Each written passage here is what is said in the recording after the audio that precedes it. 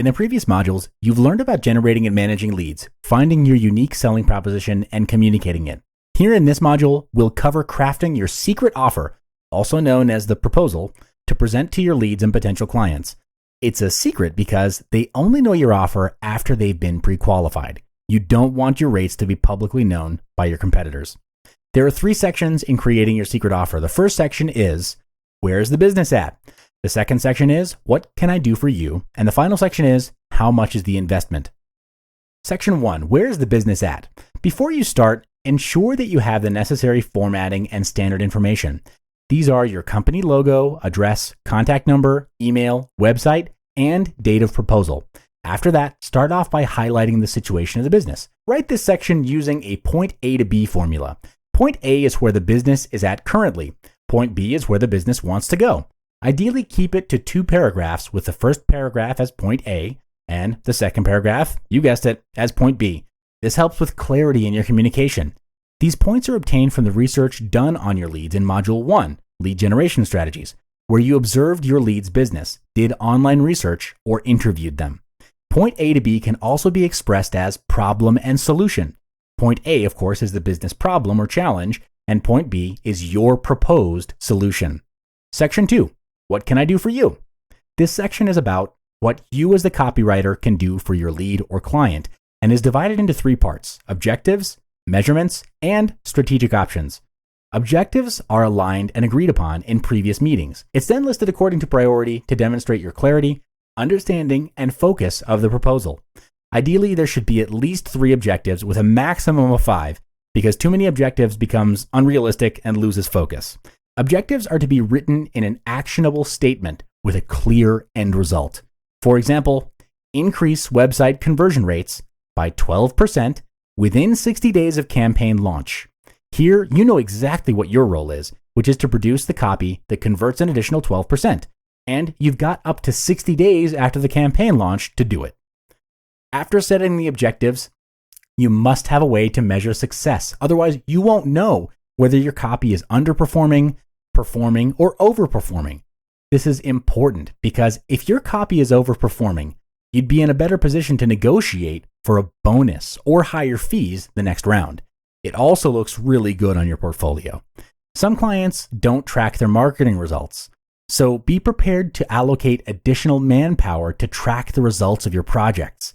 The measurements proposed is a picture of what success looks like. Next, do up a projected estimate of what the end results would look like in value and numbers, meaning should they hire you, what is the minimum result that can be achieved? Sure, nothing is guaranteed, and you need to reiterate that, but leads and clients need to know this because it answers their doubts, and also it makes it easier for them to have the proposal approved internally. The estimates are conservative because you want to set this up so that you over-deliver consistently. The areas where you need to estimate are areas like sales, monthly or annual, conversions, clicks, and open rate. This part is the most important part of Section 2, and it's here that you demonstrate your value and expertise as a copywriter. In this part, propose at least 2 with a maximum of 3 options for your client to choose and achieve the business goal. Option 1 starts with the bare minimum, and the next option after that is a build-up of the previous option. The reason you're doing this is 3-pronged. First, you're showing your thought process and that you're able to think about strategy and execution. Second, you're giving your client flexibility to choose based on their marketing and advertising budget. Third, you want to be able to do more for your client because doing more equals adding more value, equals more business, equals future repeat business. Next, state when you can start and how long it will take for the project to complete. This helps you and your client to manage your own respective timelines, as you or your client may be in the middle of another big project that's demanding. Finally, end this section by outlining roles, responsibilities, and accountabilities for both yourself and your client. This part needs to be clear and concise to avoid miscommunication and ensure that all gaps are covered. Section 3, how much is the investment? In this final section, it's all about pricing your services. You should always refer to your professional fees as investment because the word fee implies money paid, whereas the word investment implies money paid now, which gives returns in the future. There are 3 ways to price your services, which are time, deliverables, and value of the project. The best way to set the investment is according to the value of the project. This allows your professional rate to match the project regardless of if it's a low or a very high value. It also gives you the flexibility to approach clients of different levels. Do state your payment timing as well, whether it's a 30-day or a 15-day payment schedule or a half payment up front and balance half payment after project has been completed. To entice your client to pay in full upfront, you can consider including a 10% rebate as a reward.